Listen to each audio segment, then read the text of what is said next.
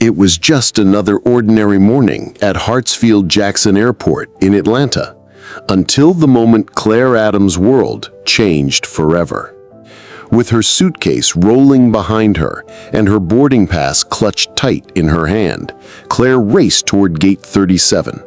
Her heart pounded as she glanced at her watch. Her flight to San Francisco was already boarding.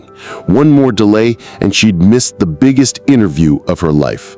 A dream job with one of the most prestigious design firms in California. This was it. After years of rejection, disappointment, and struggle, her future was finally within reach.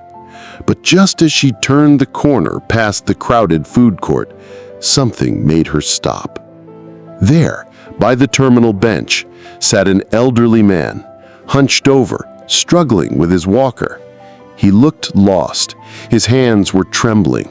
People passed him without a glance, heads down in their phones, rushing toward their destinations. But Claire couldn't. Something inside her paused. It was instinct, or maybe fate. She turned to the man.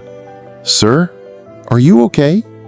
He looked up, startled, his eyes cloudy with age and confusion.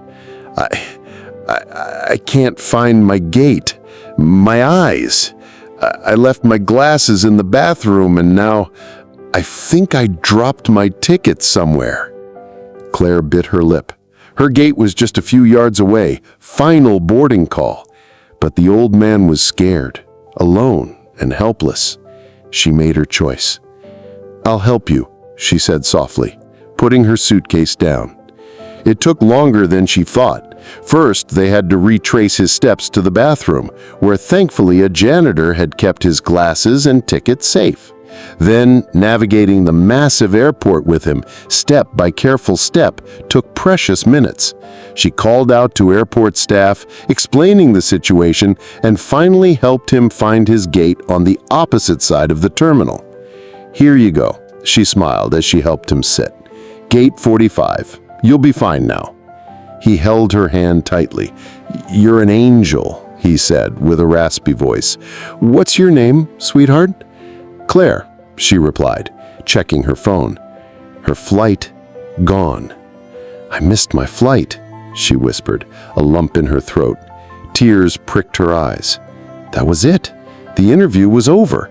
She'd worked night shifts at a diner to afford that ticket, and now it was all gone. She didn't regret helping the man, but the disappointment cut deep. She turned to leave. "Wait," the old man said. "Would you sit with me a moment? My daughter isn't picking me up till later, and I'd love some company." She smiled sadly. "Sure." They sat together on the bench, watching people pass by. She told him about her dreams, her designs, her sleepless nights finishing art school. He listened intently, his eyes surprisingly sharp now, full of curiosity. "What kind of designs?" he asked. Claire pulled out her tablet and showed him her portfolio. Architectural sketches, interior layouts, modern, clean, bold lines. He stared at them, then at her. "You really love what you do." "I do, but maybe it's not meant to be." He chuckled. "You remind me of someone." "Who?" "My wife. She passed away 5 years ago. She was an architect too, and she would have stopped for an old man too, just like you did." Claire looked down, tears threatening again. "What if I told you I might be able to help you?" She raised her eyebrow. "With what?" He pulled out a card from his coat pocket and handed it to her. "Walter H. Kingsley, founder and chairman, Kingsley Design Group." Her mouth dropped open. She stared at him. "You're Walter Kingsley? The Walter Kingsley?" He grinned. "In the flesh." Claire couldn't breathe. Kingsley Design was the very firm she had applied to. "I've been watching people walk past me all morning. Not one stopped, except you. And I always say, character over credentials." She was speechless. "I want you to come to San Francisco, on my jet tonight. I'll reschedule your interview. You're not just getting a meeting, You're getting a chance to work with me directly." Claire's hands trembled. Are you serious?" "I don't waste time, young lady, and I don't make offers I don't mean." Her heart soared.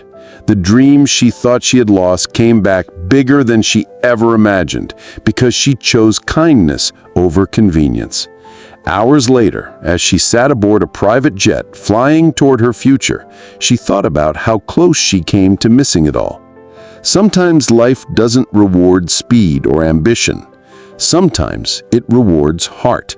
And sometimes the door that closes only leads you to one you never expected. That day, Claire didn't just help an old man. She met the mentor who would change her life forever.